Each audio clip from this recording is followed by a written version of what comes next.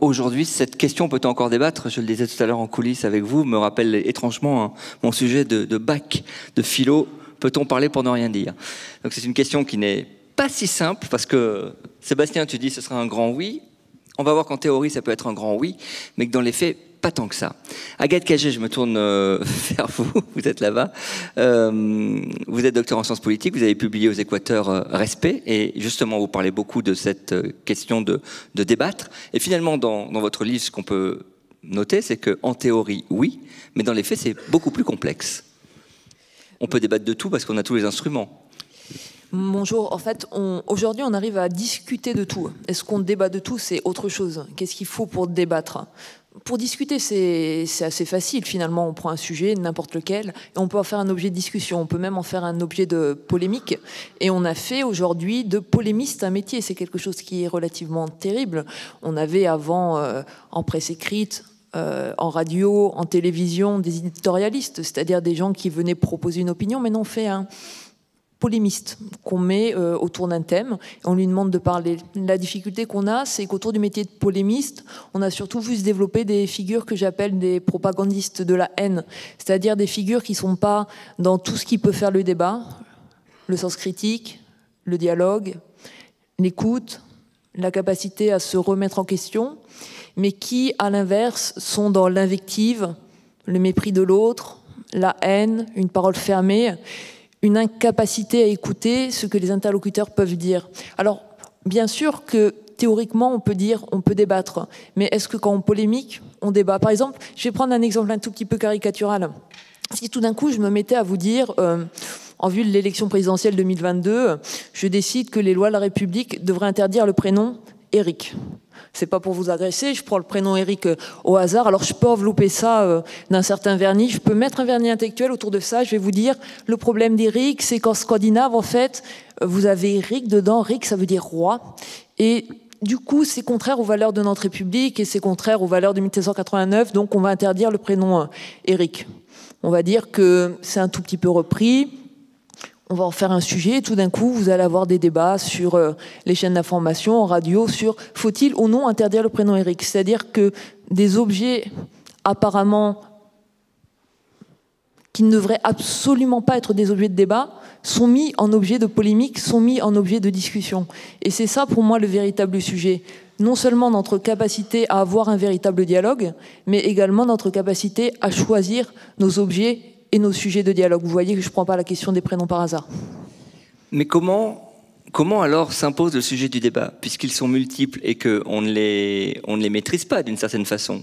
Comment? Parce que là, ce que vous évoquez là, c'est aussi j'emploie un terme un peu provocateur, mais c'est la qualité du débat. Un thème qui soit qualitatif, qui soit ouvert et qui soit écho à la société. Comment, finalement, le débat va s'imposer de lui-même? Le débat, alors comment on choisit les thèmes du débat? Bien sûr que les thèmes du débat, c'est des thèmes qui doivent faire écho à ce qui se passe aujourd'hui dans la société, les différentes problématiques, que ce soit des questionnements politiques, que ce soit des questionnements environnementaux, que ce soit des questionnements sociaux. Après, il y a des manières de poser les questions, et je pense qu'il y a des manières de bien, entre guillemets, sans valeur morale, de bien poser les questions, c'est-à-dire des manières de poser les questions de façon à faciliter l'échange et la discussion, et il y a des façons de mal poser les questions. Si aujourd'hui vous posez comme question le sujet des discriminations en mettant dans les termes d'un débat discrimination, alors vous pouvez ouvrir une discussion sur le sujet. Si vous posez aujourd'hui la question des discriminations en mettant comme unique thème du débat le mot woke, vous mettez un objet inflammable, où vous allez avoir la plupart du temps des personnes autour de la table qui vont se mettre à s'agresser autour d'un mot sans même qu'on se pose la question du sens des mots, ce qu'il y a derrière son histoire. C'est-à-dire qu'aujourd'hui, finalement, on a tendance, dans les polémiques, qui remplace un peu les débats sur les ondes des radios et à la télévision, à mettre quelques mots inflammables. Woke, il y a quelques années, on se moquait du mot care. Vous avez vu apparaître aussi il y a quelques mois le mot islamo-gauchisme. Et par ces mots-là, vous sortez de la possibilité de débattre parce que de toute façon, vous avez des conflits qui se créent sur les mots sans même qu'on puisse rentrer dans les pensées complexes. C'est la question que j'allais vous poser. Quand on vous écoute, on se dit que la frontière est poreuse entre débat et polémique. Le problème pour moi, c'est que la polémique a remplacé le débat. Je vais citer Albert Camus en 1948. Il disait le problème de notre monde, vous voyez, c'est déjà relativement ancien. Il disait le problème de notre monde, c'est qu'il n'y a pas de vie sans dialogue. Or, dans notre monde, la polémique a remplacé le dialogue. Le dialogue, ça veut dire accepter de regarder les autres, accepter de les regarder, de les entendre, de les comprendre. La polémique, c'est au contraire refuser de... Camus dit regarder, de voir l'autre, on pourrait dire d'entendre, d'écouter, d'accepter de comprendre l'autre. Et ce que ça donne, remplacer le dialogue par la polémique, ça veut dire qu'on ne vit plus dans un monde d'hommes, de personnes qui s'écoutent, qui peuvent se comprendre, qui peuvent débattre, qui peuvent être en désaccord, mais qui acceptent de discuter de leurs désaccords. On est dans un monde de silhouettes où finalement on se croise. Je raconte dans Respect une anecdote que j'ai eue en plateau avec Alain Finkielkraut. Alain Finkielkraut, c'est absolument terrible. Quand il ne parle pas, quand la parole ne lui est pas donnée, il plonge le nez dans les papiers, il ne regarde pas ses interlocuteurs. C'est comme si, quand mon voisin allait se mettre à parler, moi, je m'installais comme ça. Dans ces conditions, on ne peut pas débattre. Vous me facilitez la transition avec Marilyn, puisque vous citez Camus. Marilyn Maisot, vous venez de publier La petite fabrique de l'inhumain à l'Observatoire. Et évidemment, on sait que votre travail s'appuie beaucoup sur Camus, et là particulièrement sur l'ouvrage de La Peste. Sur ce que disait Agathe à l'instant, l'écoute de l'autre, c'est presque un handicap. C'est-à-dire qu'on est incapable d'entendre ce que nous dit l'autre. Enfin, incapable, le terme est un peu fort, mais c'est un peu ça quand même la projection. On est incapable d'entendre ce que nous dit l'autre parce que pour pouvoir entendre ce que dit l'autre, il faut déjà être capable de considérer l'autre comme une autre personne et pas comme l'incarnation d'un groupe plus ou moins fantasmé, pas comme une étiquette, pour prendre un autre terme, qui rejoint en fait ce que Camus entend par un monde des silhouettes. Ce qu'il entend par là, c'est que à son époque déjà, lorsqu'il y avait débat, ou plutôt polémique en l'occurrence, il en a connu un certain nombre, la polémique autour de l'homme révolté, la polémique autour de certaines de ses pièces, et il s'est retrouvé avec des étiquettes qui lui ont été collées, des étiquettes qui à l'époque déjà étaient inflammables et qui du coup rendaient impossible tout débat de fond sur le contenu véritable de ses pièces, de ses articles, de ses essais. Notamment, il a été, il y a un autre article une interview plutôt où il explique que il est considéré comme un facho par les uns, aujourd'hui on dirait comme un gauchiste par les autres. Dans de telles conditions, comment débattre, il demande. Et c'est cette fonction-là en fait qu'il faut souligner. La raison pour laquelle on refuse, enfin on ne peut pas voir l'autre, c'est pas tellement parce que c'est impossible en soi, c'est parce qu'on a tout intérêt entre guillemets à s'adresser à une étiquette ou en l'occurrence à une caricature plutôt qu'à une personne, parce que quand vous faites face à une personne qui a une pensée qui lui est propre, qui peut avoir des influences communes avec d'autres, mais qui a une pensée qui lui est propre, qui développe un argumentaire, c'est beaucoup plus difficile, ça demande plus d'énergie, de travail et d'attention en l'occurrence pour s'opposer à ce qu'il dit, en tout cas pour contre-argumenter, que si vous considérez qu'en face de vous, vous avez un woke, comme on a dit, ou un islamo-gauchiste, ou un facho, comme pour reprendre le terme qu'on a collé sur Camus, ou n'importe quelle autre étiquette, parce que il en existait déjà beaucoup à l'époque, il existe encore aujourd'hui, un bourgeois, Sartre parlait de Camus en disant le bourgeois, et aujourd'hui, on ne fait que continuer cette œuvre de construction d'étiquettes qui servent justement à étouffer le débat dans l'œuf. Le but, c'est pas de débattre, c'est de faire en sorte que le débat devienne obsolète, parce qu'à partir du moment où vous faites face à des étiquettes, à des catégories qu'on a déjà cernées, à quoi bon débattre? On sait ce que pense un woke, on sait ce que pense un facho, on sait ce que pense une féminazie, etc. Je pourrais continuer indéfiniment. Donc, à quoi bon débattre, puisqu'on sait déjà ce qui va être dit? Pourquoi la violence est-elle invitée désormais? Parce que non seulement on n'écoute pas l'autre, mais on peut être aussi violent à l'égard d'une opinion qui n'est pas la nôtre. la violence verbale. Pourquoi? Parce que il y a plusieurs raisons, hein. C'est pas monocausal. Déjà, pour rebondir sur ce que disait ma collègue, sur la substitution de la polémique au débat, parce que la polémique, hein, si on reprend l'origine, l'étymologie du terme, c'est justement ce qui renvoie à la guerre des mots, en fait. Mais une guerre des mots qui est une guerre déloyale et qui passe par des échanges d'anathèmes, parfois d'insultes, tout ça avec un ton très virulent. Ce qui se passe, en fait, c'est que ça n'est pas par hasard, si vous voulez. Les gens ne se sont pas mis un jour à s'insulter les uns les autres, et surtout, c'est pas hasard si aujourd'hui les émissions qui obéissent à cette économie-là ont tendance à se multiplier et à faire beaucoup d'audimat. C'est parce que justement, ça fait vendre, en fait. Ça se regarde. On peut déplorer l'existence de ces émissions. Le fait est que si elles existent, et si non seulement elles existent, mais en plus elles font des émules, c'est parce qu'elles sont regardées, parce qu'elles sont écoutées. C'est ce qu'on appelle le buzz aujourd'hui. C'est un terme générique qu'on utilise pour décrire ça.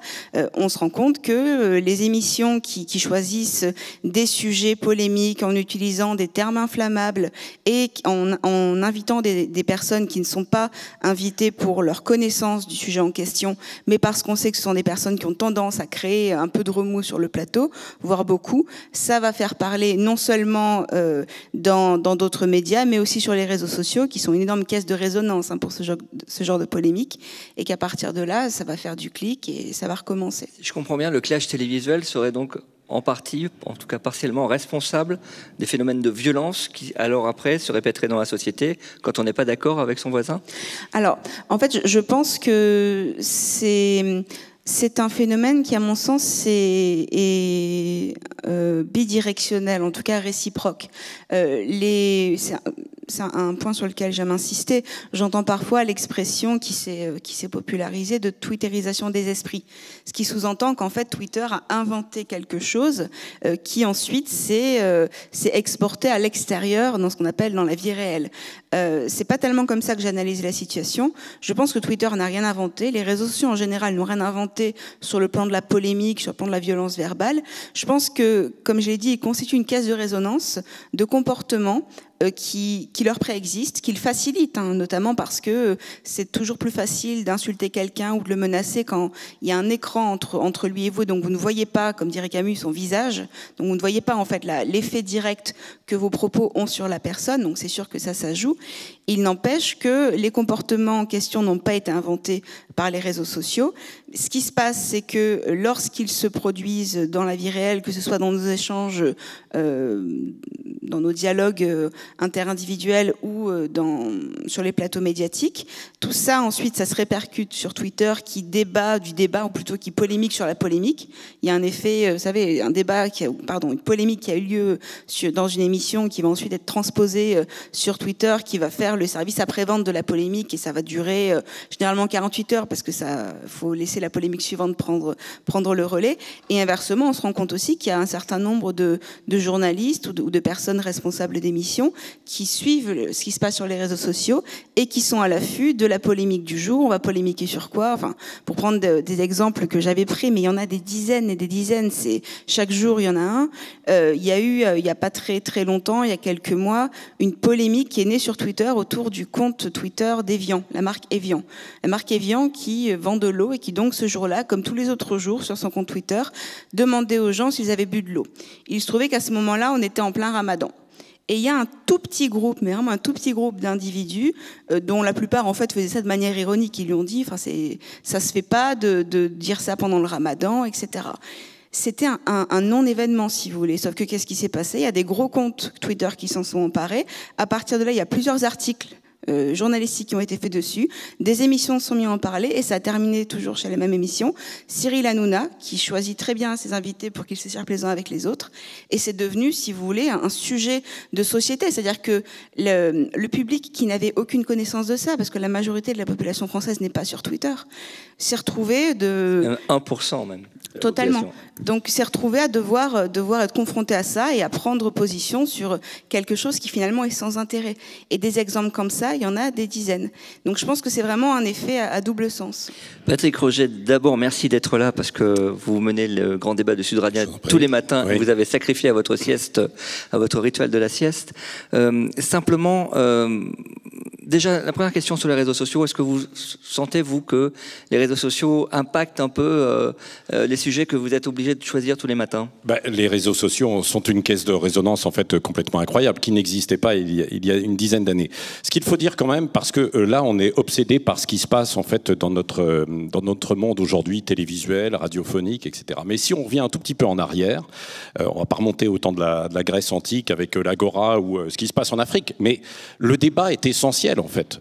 Dans une société, il est capital. Et quand il n'y a pas de débat, c'est comme une petite lumière qui s'éteint en fait d'une démocratie. Donc la première chose, c'est qu'on peut taper en fait sur les débats, les polémiques en fait qui naissent, mais c'est quand même essentiel en fait à la vie d'une société et à la vie démocratique. Et ça passe évidemment par des choix journalistiques pour mettre les sujets sur le devant de la scène. Ça, c'est fondamental. Et ce n'est pas forcément un sujet qu'on tire au hasard. Alors bien souvent, vous avez dit, c'est vrai, aujourd'hui, ils viennent des réseaux sociaux, ou alors ils nourrissent les réseaux sociaux. Mais il y a une quinzaine d'années en France, il n'y avait quasiment pas de débat.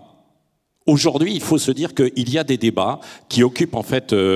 tous les Français ne regardent pas tous les débats, parce que vous avez fait référence beaucoup aux chaînes de télévision, les chaînes d'information continue. Attention, les chaînes d'information continue, quand on regarde leur pourcentage et leur part d'audience, elle est minime par rapport à l'ensemble en fait des chaînes de télé. Elles sont de 1, 2, 3%. Donc vous voyez, c'est pas énorme. Et même vis-à-vis de la radio d'ailleurs. Non, mais bien sûr. Non, mais voilà. Donc il faut quand même relativiser en fait parfois. Il y a une quinzaine d'années, il n'y avait pas de débat. Il y avait très peu d'émissions en fait de débat. Et c'était un reproche que l'on faisait en fait à l'ensemble des médias en disant écoutez, vous ne donnez la parole qu'à telle personne dans un sens ou dans un autre, mais on ne confronte pas les idées. Et on a besoin de confronter pour pouvoir avancer, pour avoir du dialogue. Alors c'est vrai que parfois, certains, quand ils vont sur des plateaux, des chaînes de télévision, des chaînes de radio, peuvent avoir une idée en tête et ne pas écouter ce que va dire l'interlocuteur. Là, je vous rejoins. Mais en revanche, on peut quand même saluer ces progrès. Et donc quand je reviens à il y a une quinzaine d'années, il n'y avait que, grosso modo, 2 débats en France, 2 émissions de débat. C'est dans l'air, où on n'est pas forcément dans l'invective, comme quoi, vous voyez, on peut avoir du débat quand même constructif, en s'écoutant les uns les autres, en faisant progresser en fait les idées, parce que c'est avant tout ça le débat. Et à côté de ça, il n'y en avait pas. Il y a eu une émission qui a été célèbre, Nolo et Zemmour. Pardon, j'ai cité en fait le nom de Zemmour alors qu'on avait dit qu'on n'allait pas forcément le citer dans ce débat. Mais ça existait pour confronter en fait des idées. Vous voyez ? Et ensuite, il y a eu un emballement. Il y a une petite dizaine d'années. Je sais parce que j'y ai participé, puisque j'ai créé les premiers débats sur France Info à l'époque où j'étais en fait directeur, où je me suis dit, oui, on a besoin du factuel, avec des enquêtes, avec du terrain, on a besoin d'interviews, et on a besoin de confronter en fait des idées. Et cette idée, elle m'était venue lors de la présidentielle de 2007, où un journaliste, un patron de presse, en l'occurrence c'est Laurent Geoffrin, qui était venu me voir en me disant « Est-ce qu'on peut s'associer pour la campagne des présidentielles ?» Je lui dis « Écoute Laurent, on peut s'associer, évidemment, il n'y a pas de problème, sauf que évidemment il y a un parti pris du journal, de Libération, et moi je suis un média de service public, et donc je suis neutre. Et si on veut débattre d'idées qui devraient être débattues pendant cette campagne présidentielle, alors il faudra une opposition, une confrontation avec un autre interlocuteur. En l'occurrence, c'était le patron du Figaro. Pardon, on était un peu caricatural, Libération, le Figaro, mais c'est comme ça qu'on a créé en fait ces petits débats où à l'époque il n'y avait pas beaucoup de réseaux sociaux. Donc c'était dans l'autre sens, c'est-à-dire c'était ces débats à la radio qui portaient un petit peu à la radio et puis progressivement aussi à la télé, qui ont porté des idées. Mais évidemment, aujourd'hui, puisqu'il y a eu beaucoup plus, il y a une inflation en fait de débats sur l'ensemble des chaînes d'information qui ont vu que c'était un bon filon. Pendant des années, elles étaient sur de l'information en continu, sur de l'événementiel, et elles ont lancé un certain nombre de débats avec des gens de talent qui étaient invités sur les plateaux, qu'on les aime ou qu'on les aime pas. Et ensuite, ben oui, dans cette inflation en fait des débats, c'est à qui va sortir la petite phrase qui va faire le buzz sur l'ensemble en fait des réseaux sociaux. C'est quelle information on va reprendre au contraire sur les réseaux sociaux et puis en débattre comme vous l'avez cité je me souviens très bien de ce qui était anecdotique sur Evian. bien souvent, quand même, ces débats sont aussi le reflet d'une discussion dans la société. Ce n'est pas tout à fait un hasard. Auparavant, les sujets dans les rédactions étaient abordés à partir souvent de ce qui se disait, bien sûr, dans une conférence de rédaction, ou alors au café du coin. Il y a quelques années, dans des grands journaux, on disait « mais de quoi parle-t-on » aujourd'hui dans notre société? Quels sont les sujets? Qu'est-ce qui préoccupe les uns et les autres?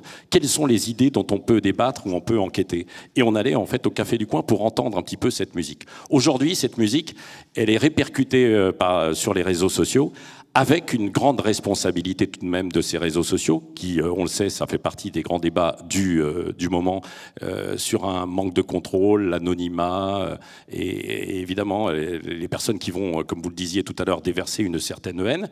Mais moi, je préfère qu'il y ait des débats sur des plateaux de télévision, de radio, plutôt que des débats anonymes avec de la haine déversée sur l'ensemble des réseaux sociaux sans aucun contrôle. Vous avez parlé de Twitter, mais il n'y a pas que Twitter, il y a l'ensemble en fait des réseaux, et Facebook reste encore très très fort. Mais peut-on vraiment parler de débat? Là, je joue la provoque. C'est dans l'air, on est d'accord que c'est plutôt une thématique qui va être explorée avec soin, avec des experts qui sont là et qui sont finalement relancés par un journaliste qui a très bien préparé son dossier, enfin une journaliste en l'occurrence. Et les débats, que ce soit en radio ou télévision, quand on invite deux personnes, on sait déjà à l'avance ce qu'elles pensent, on maîtrise déjà à peu près ce qui va se dire. Est-ce qu'on peut réellement parler de débat? Oui, ce sont quand même des débats parce que les uns et les autres vont se confronter. Et vous êtes le journaliste ou vous êtes l'intervenant et vous savez à peu près évidemment quel va être le fil de votre intervention. Mais le plus important, n'oubliez pas, on ne fait pas de la télévision ou de la radio pour nous.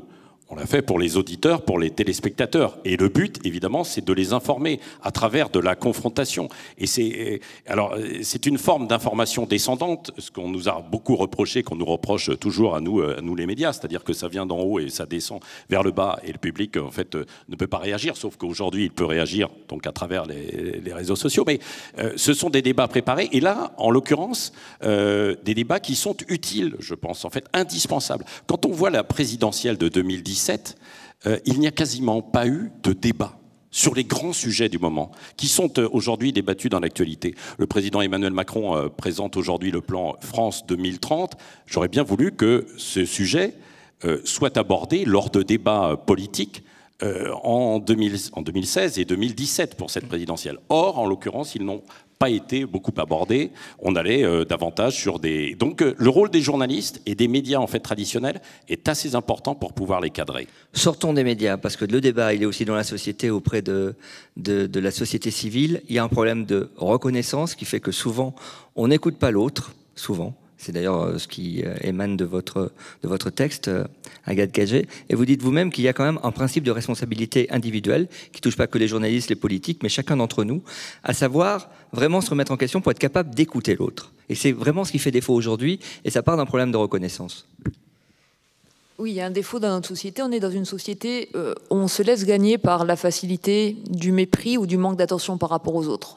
C'est extrêmement facile de ne pas regarder les autres, de ne pas les écouter, de ne pas oser se confronter à la différence, qu'on est tous différents les uns des autres. C'est beaucoup plus difficile de prendre le temps de l'attention à l'autre, de prendre le temps de la compréhension de l'autre, de prendre le temps du respect.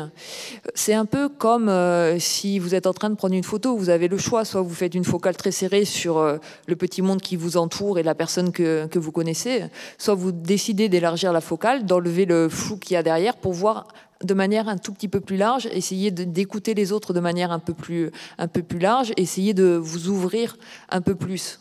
Pour moi, ce qui me semble essentiel, et c'est l'éthique du respect que je défends, c'est de partir du principe que l'attention aux autres est fondamentale pour reconstruire les liens sociaux dans notre société, et qu'adopter une éthique du respect est fondamental pour rebâtir ces liens. Adopter une éthique du respect, pour moi, ça passe d'abord par le fait de ne pas attendre la réciprocité de la part des autres. Parce que si on est chacun d'entre nous à se dire « je vais attendre d'attendre, de sentir le respect de la part des autres pour moi-même, accepter de faire attention à ce que les autres disent, à ce qu'ils sont, de ne pas les insulter, de ne pas être dans la facilité du mépris, on ne va pas s'en sortir. Donc il faut qu'on sorte de cette attente de réciprocité et qu'on prenne individuellement chacun ce choix de choisir le respect plutôt que de choisir le manque de considération par rapport aux autres. Ensuite, faire attention aux autres, les respecter, les reconnaître.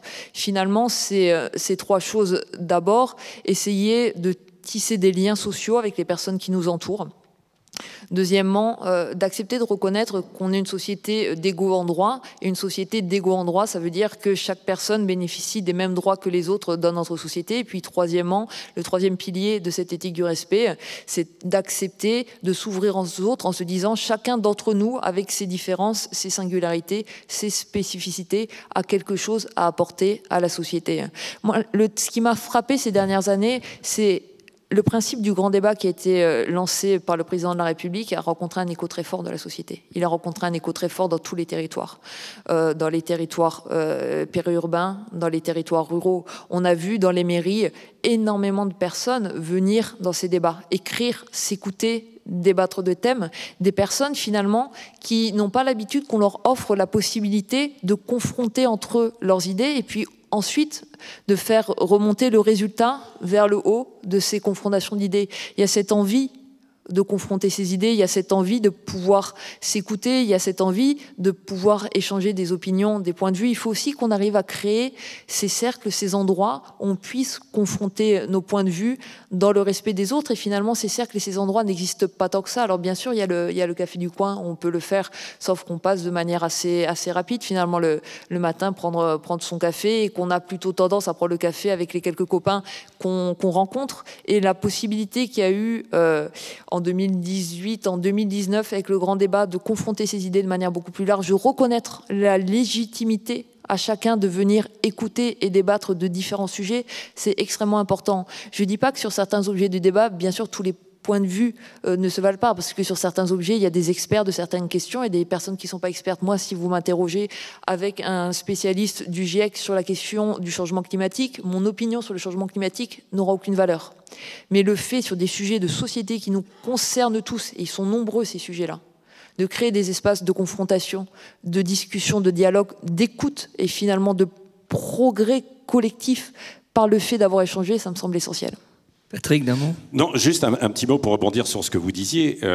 C'est vrai que le mouvement des Gilets jaunes, par exemple, est né de cela. C'est-à-dire qu'il y avait cette impression qui n'était pas qu'une impression de la part de beaucoup de gens de ne pas être entendus et de ne pas pouvoir dialoguer et échanger. Et sur les ronds-points, je ne sais pas si vous y êtes allés, mais c'était véritablement ça. C'était un espace de discussion qui avait remplacé les cafés, parce que les cafés, on n'y passe plus autant de temps qu'auparavant. Ils ont disparu, ils ne sont plus là, ce n'est pas la même chose, et c'était un lieu de lien social extrêmement important. Et comme ils ont disparu, chacun se sent un peu dans son coin, devant son smartphone, et déversant parfois sa haine ou ses réactions, et réagissant d'ailleurs comme il respire, c'est-à-dire sans aucune nuance. Et c'est ça qui est assez terrible. Et ce mouvement des Gilets jaunes a ressuscité et a relancé l'attrait du public aussi pour les débats, et les chaînes d'information, puisqu'on en parlait en fait tout à l'heure, eh bien, on surfait également sur ce besoin et cette envie. Et ça n'a pas pour autant débouché cette parole publique sur quelque chose de concret. C'est un peu ce qu'on retrouve d'ailleurs dans votre texte, Marilyn, c'est-à-dire que on peut énoncer des choses, on peut proférer des choses, on peut parler, mais après il faut être entendu. Et si on n'est pas entendu, on a là visiblement un problème qui fait que on s'énerve, on n'est pas content, on a l'impression qu'on parle dans le vide, et ça peut conduire à des phénomènes extrêmement violents et chroniques de catastrophes annoncées. C'est vrai que l'impression qu'ont certains, d'ailleurs, c'est la critique que certaines personnes ont faite vis-à-vis du grand débat. C'est-à-dire que le concept, l'idée était excellente, mais qu'ensuite, pour certaines personnes, les résultats que ça a donné, sur quoi ça a débouché, n'étaient pas forcément satisfaisants. Il y a des gens qui considèrent que parfois le débat, c'est presque suspect parce que c'est un substitut à l'action. Ce qui n'est pas forcément vrai, hein, mais en tout cas, leur ressenti peut se comprendre parce qu'ils se rendent compte que des débats débats sur des sujets importants, il y en a, et parfois on leur propose de débattre, et pour autant, derrière, les actions qui devaient être prises ne sont pas forcément prises. Donc je pense que ça joue. Mais pour rebondir sur la question de la possibilité de débattre dans la société, il y a un aspect, je crois, qui n'a pas trop été évoqué, c'est la question de l'éducation. Parce qu'on fait comme si le débat c'était inné, en fait, si n'importe qui pouvait débattre parce que c'était quelque chose de spontané et qu'on pouvait tous faire. En réalité, je pense que le débat, c'est un peu comme tout. Quand on est petit, on apprend à parler, on apprend à poser des questions, on apprend aussi à débattre. Et aujourd'hui, je pense que ce qui manque peut-être dans notre système scolaire, en tout cas, c'est pas aussi institutionnalisé que dans d'autres pays, comme dans les pays anglo-saxons, où il existe ce qu'on appelle le debating. Il y a carrément des équipes de personnes qui apprennent à débattre, à argumenter, contre-argumenter, et qui font même des concours. Ça existe dans les politiques d'éducation aux médias, mais c'est pas dans les programmes scolaires. Voilà, mais c'est récent, si vous voulez, tout ça. Et moi, je réalise, par exemple, en tant que prof de philo, que quand mes élèves me rendent des dissertations, ils sont censés débattre, parce que c'est une forme de débat à l'écrit, ils ont beaucoup de mal, en fait, à concevoir déjà l'idée que leurs idées, il faut argumenter, il ne faut pas simplement dire « moi, je pense que », qu'il faut argumenter, et surtout qu'il faut être capable d'entendre un argument contraire et de le développer. Être capable de faire ce qu'on appelle une antithèse, pour parler rapidement, c'est-à-dire contre-argumenter comme si finalement quelqu'un d'autre était intervenu dans la dissertation pour exposer un argument contraire ou divergent. Et c'est là qu'on se rend compte qu'il y a un besoin et une demande de la part des élèves, parce qu'ils se sentent un petit peu dépourvus. En fait, ils ont des idées, ils voudraient exprimer des choses, mais parfois la raison pour laquelle ils ne sont pas forcément entendus aussi, c'est que l'accès la parole qui va être entendue dans le débat, elle n'est pas équitablement répartie. Quand j'ai enseigné d'abord à l'université, j'avais des élèves qui étaient en bi-licence à la Sorbonne et à Sciences Po, et d'autres qui n'étaient qu'à la Sorbonne, qui étaient en licence 1, donc qui débutaient. Et le décalage entre les deux était flagrant, parce qu'à Sciences Po, c'est vrai que l'éducation au débat, elle était beaucoup plus présente, ce qui leur donnait des avantages sur énormément d'aspects. Donc je pense que quand on pose la question des conditions du débat, c'est important de ne pas minimiser l'importance de l'éducation au débat et de ne pas considérer que c'est quelque chose qui est inné. Merci. Les débats dans les 6 mois à venir, évidemment, vont être forcément politiques. La présidentielle, tout le monde parle déjà d'un climat délétère. Patrick Roget, comment faire dans les 6 mois qui viennent, pour tous les débats qui vont avoir lieu sur les antennes, pour qu'on ne jette pas de l'huile sur le feu et qu'on ait un débat qui soit à la hauteur de l'élection? Écoutez, déjà, moi je préfère qu'il y ait des débats sur les antennes plutôt que des débats entre guillemets dans la rue, quoi, et qu'il y ait en fait un certain nombre de violences, quoi. Et il y a parfois des endroits où il y a des risques. Donc les débats sur les antennes permettent en tout cas de mettre des idées sur la table, de les exposer. Ensuite, évidemment, d'en découdre. Mais je ne pense pas forcément... Évidemment, on ne retient que les dérapages de quelques-uns en se disant voilà, il y a eu telle polémique à partir de tel échange, etc. Mais je pense qu'au contraire, si on se dit qu'on doit mettre tous les sujets, les exposer, puis ensuite en débattre avec de véritables arguments, c'est-à-dire que ça doit être travaillé aussi, les débats. Alors, tout dépend évidemment des chaînes, tout dépend du cadre en fait des émissions, de la façon dont les questions sont posées, hein, parce que c'est un peu la question, est-ce qu'on peut débattre de tout? Moi je dis oui, à partir du moment où il y a une question qui est bien formulée, bien posée. Et là ce sera la même chose en fait sur la présidentielle. Le risque il est là. Le risque il est que ces débats ne soient pas maîtrisés et contrôlés. Et que, alors je pense que le public est de plus en plus averti quand même. Et qu'aujourd'hui, quand il voit un débat qui n'est pas à la hauteur, il s'en désintéresse. Même si, évidemment, nous sommes dans une société du débat-spectacle. Ça, c'est vrai. Ce que vous disiez tout à l'heure est particulièrement important. La parole, c'est un instrument de pouvoir et c'est un critère de richesse. C'est Bourdieu, en fait, qui le disait. Et ça, c'est fondamental. Et c'est vrai qu'on devrait davantage insister dans le système éducatif sur cette prise de parole. Vous me permettez de garder... Oui. Non, mais sur la présidentielle, hein, cet enjeu de la parole, je pense qu'il y a une responsabilité énorme des dirigeants politiques, des responsables politiques dans les 6 mois à venir, d'avoir une parole de qualité, de sortir des éléments de langage, d'essayer d'utiliser leur pouvoir de parole de façon telle que le débat se passe extrêmement bien. Une fois, Christiane Taubira, face à une maman qui avait perdu un fil, disait en télévision, hein, madame, j'aimerais avoir un fil d'or pour recoudre les blessures de votre cœur. Je ne dis pas que tous les hommes politiques devraient parler comme ça, mais il y a quand même un enjeu de maîtrise d'une parole qui soit une parole de fond et pas une parole de haine. Agathe Cagé, respect aux Équateurs. Marine Maeso, c'est la petite fabrique de l'Inhumain à l'Observatoire, et Patrick Roget, demain matin sur Sud Radio. Merci à tous les trois. Merci. Merci.